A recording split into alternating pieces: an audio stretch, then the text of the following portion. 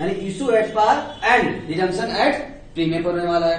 समझते इसका मतलब क्या हमने क्या सुना दिया, ये हम क्या हो गया हमारा, इसे हम कह सकते हैं यहाँ पर क्या हो गया, मैं इसको क्लियर केस 2 कर लीजिए। और केस 2 में क्या होगा, when debenture are issue at par and redeem at premium. ठीक है, अब ध्यान दो, प्रीमियम जो होती है इशू पर भी होती है, रिडम्पशन पर भी होती है। ठीक है, लेकिन दोनों प्रीमियम में क्या होता है, डिफरेंस होता है।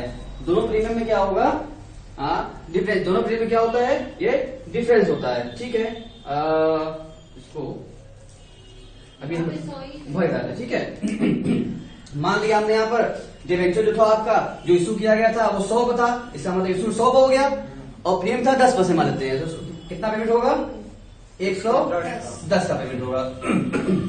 इसका मतलब 10 क्या हो गया, प्रीमियम हो गया। अब ये बताइए, जब कंपनी डिबेंचर इशू करती है, यानी प्रीमियम इशू कर जो आता है, कंपनी के लिए प्रीमियम तो मिलता आता है प्रीमियम पर, ठीक है, लेकिन जब रिडम्पशन पर प्रीमियम होता है तो कंपनी को क्या करना पड़ता है, देना पड़ता है, कंपनी के पास से पैसा वो जाता है। ठीक है, इसलिए जब भी कभी हम इशू प्रीमियम होगा तो उसका नाम अलग होगा, उसका ट्रीटमेंट अलग होगा, और रिडम्पशन पर उसका अलग होगा। ये प्रीमियम 2 है, इशू पर है। जब इशू पे होता है, देखो जब भी कभी आप प्रीमियम देखेंगे, क्या अगर आपको दिखेगा प्रीमियम इशू पर है, इसका क्या नाम देंगे, इसको आप कहेंगे, ये क्या है आपके लिए, ये आपका सिक्योरिटी प्रीमियम रिजर्व कहा जाएगा ये। ठीक है, लेकिन अगर यही प्रीमियम क्या है आपका रिडम्पशन पर है, इसका नाम क्या होगा, प्रीमियम ऑन रिडम्पशन। ठीक है, 2 नाम जानेंगे, नहीं दोनों प्रीमियम को आप मिलाइए मत, दोनों प्रीमियम के अलग अलग है। अगर इशू का प्रीमियम है तो क्या नाम दोगी उसका, सिक्योरिटी प्रीमियम रिजर्व कहोगी। अगर रिडम्पशन प्रीमियम है उसका क्या नाम दोगी, प्रीमियम ऑन रिडम्पशन कहेंगे। नहीं दोनों प्रीमियम क्या है, अलग अलग। ये पैसा प्रीमियम कंपनी के पास आता है इशू करते वक्त, इशू का कंपनी को पेमेंट करना पड़ता है, जाता है कंपनी के पास से। इधर देखो, हमने केस 2 बनाया, एट पार इशू किया था और प्रीमियम क्या होगा, रिडम्पशन होगा। इस केस में क्या होगा, जब आप इशू करेंगे तो इशू करते वक्त क्या करना होगा आप लोगों को, bank on debit to debenture application and allotment to money. ठीक है, पैसा क्या भरेंगे, आपने क्या किया है, 110 पे क्या इशू किया है, इशू कितने में किया है, इशू 100 पे किया था, तो पैसा भी क्या होगा, issue at par, issue at par है, पैसा 100 ही मेरे पास आया होगा, तो आप 100 क्या कर दिए, यहाँ पर भर दीजिए। उसके बाद ध्यान दीजिए, फिर क्या होगा, जब इसका आप क्या करेंगे, ट्रांसफर करके पूछेंगे आपको, तो क्या करना पड़ेगा यहाँ पर आपको, सर पहले वो डेबिट दिखाइए, लॉस ऑन इशू। यहाँ पर ये तो फर्स्ट केस था ना, इसको हम क्या करते हैं, आपको हम बताते हैं एंट्री बनती कैसे है। ठीक है, अब आप देखिए यहाँ पर ये प्रीमियम क्या हो रहा है मेरा, इशू पर है, रिडम्पशन पर है, केस 1 का भी कर रहे थे, अब केस 2 चेंज कर रहे हैं हम। अब बताइए, ये जो प्रीमियम था ये जो रिडम्पशन पर आ रहा है या इशू पर है, रिडम्पशन पर है। इशू ने क्या कर रखा है, एट पार कर रखा है, रिडम्पशन क्या है मेरा, प्रीमियम पर कर रखा है। तो 10 का था हमारा। अब आइए इसको हम दिखाते हैं आपको कैसे किया जाए। तो ये इशू किए होंगे, पहले 100 आया होगा, 100 तो हमने यहाँ भर दिया। ठीक है, अब यही आपको सीखना है हमसे, यही आपको ध्यान देना है कि कैसे काम किया जाए। तो इसको हम एंट्री पास करेंगे, हम पहले एंट्री पास करिए, bank account debit to debenture application and allotment, जितना पैसा इशू को आया होगा, क्योंकि इशू एंट्री पास कर रहे हैं हम लोग, 100 आया 100 लिख दिया हमने। उसके बाद हमको क्या करना होगा, हम बोलेंगे debenture application and allotment account debit, जो यहाँ आया था, कितना पैसा आया था, 100 रुपये आया था। ठीक है, अब बताइए टू क्या लिखना होगा हम लोगों को, तो क्या होगा, premium to debenture, to debenture. ठीक है ना, अब जब डिबेंचर लिखेंगे तो पैसा कैसे बनेंगे, तो ये एंट्री हमेशा आपकी होनी ही होनी है। हर एंट्री में जब हम पास करेंगे तो debenture allotment account debit to debenture account आपको हमेशा करना ही करना है, हर एंट्री, चाहे कोई भी केस आ जाए, ये एंट्री आपको करनी है। अब इसके बाद हम आपको सिखा रहे हैं कि इसको कैसे एडजस्ट करेंगे as per question, as per case, जो केस होगा उसको कैसे एडजस्ट करेंगे। यानी मेन एंट्री हमारी क्या होती है, सेकंड वाली एंट्री।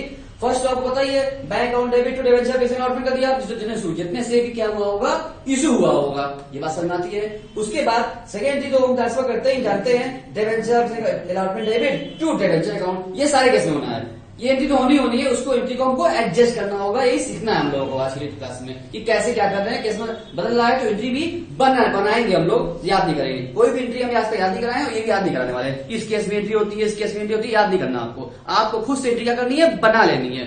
कैसे बनेगा देखिए, अगर यहाँ होता इशू प्रीमियम, ये इशू पर होता प्रीमियम, तो क्या बोलते हैं उसको हम लोग, सिक्योरिटी प्रीमियम बोलते हैं। यहाँ क्या हो रहा है, मेरा प्रीमियम क्या है, रिडम्पशन हो रहा है, तो उसको क्या नाम दिया हमने, प्रीमियम ऑन रिडम्पशन हो गया। ठीक है, क्या लिखना पड़ेगा हमको, क्या, टू प्रीमियम ऑन रिडम्पशन। बस नहीं आपको, क्योंकि सर जब इशू पर प्रीमियम होता है तो भी लिखते हैं, लेकिन हमने कहा ना जब कंपनी रिडम्पशन करती है तो उसका भी क्या करते हैं, शुरू में क्या कर लेते हैं, प्रोविजन कर लेते हैं। ठीक है। अगर इशू बोलता बोलते सिक्योरिटी, अगर रिडम्पशन को क्या बोलेंगे हम? सिक्योरिटी ना, प्रीमियम ऑन रिडम्पशन बोलेंगे, ठीक है। अब आइए, अब पैसा भरते हैं।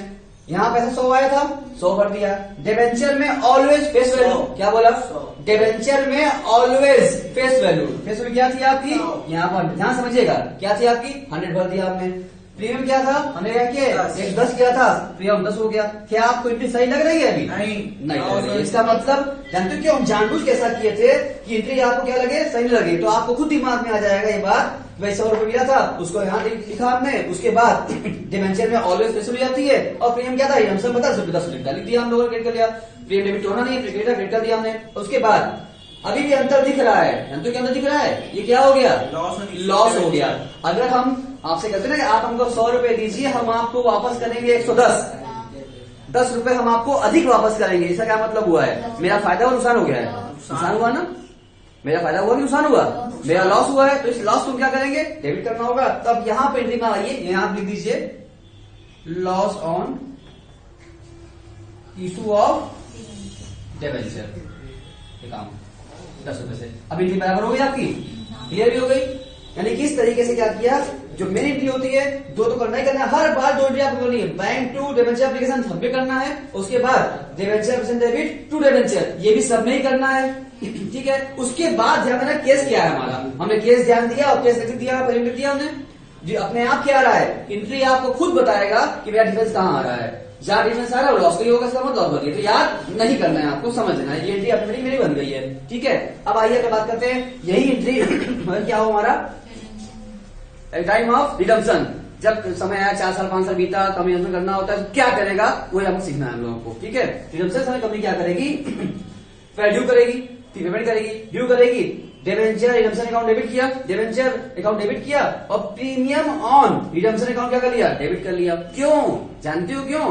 क्योंकि डिबेंचर होल्डर को हमको देना है, हमको उसको डिबेंचर जाता है हमेशा फेस वैल्यू, उसको डिबेंचर का भी देना है और उसको प्रीमियम भी हमको देना है। मिलता है तो क्रेडिट करते हैं, देना है हमने क्या कर लिया यहाँ पर, डेबिट कर लिया है। इसीलिए हमने इसका यहाँ पर क्रेडिट कर रखा था कि जब यहाँ से पहले से यहाँ क्रेडिट कर रखे रहेंगे, और इस जो फ्यूचर में लॉस होने वाला था हमको, उसकी क्या था, उसका प्रोविजन हमने पहले ही कर लिया था due to conservative system of accounting, concept of accounting से माध्यम से हमने क्या कर बताया था, हमने कर लिया यहाँ पर।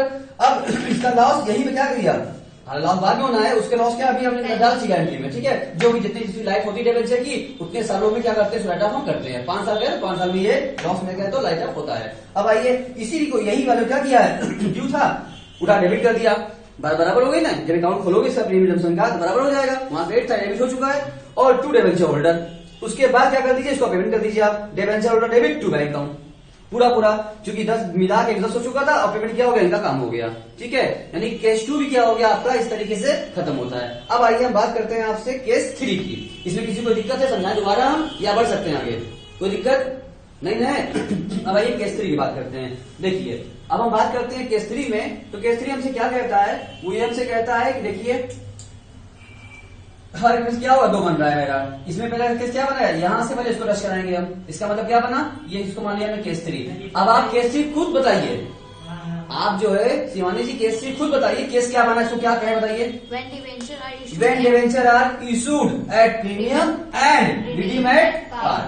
उल्टा केस हो गया ये वाला, बात समझ में आ रही है, नहीं समझ में आ रही है। इसका मतलब ये केस क्या हो गया, उल्टा। यानी तो क्या करते हैं यहाँ पर हम चेंज करेंगे, वेन यहाँ बना दिया, कर लीजिए आप case 3, when debenture are issued at, क्या बोला था आप लोगों ने, इशूड एट प्रीमियम।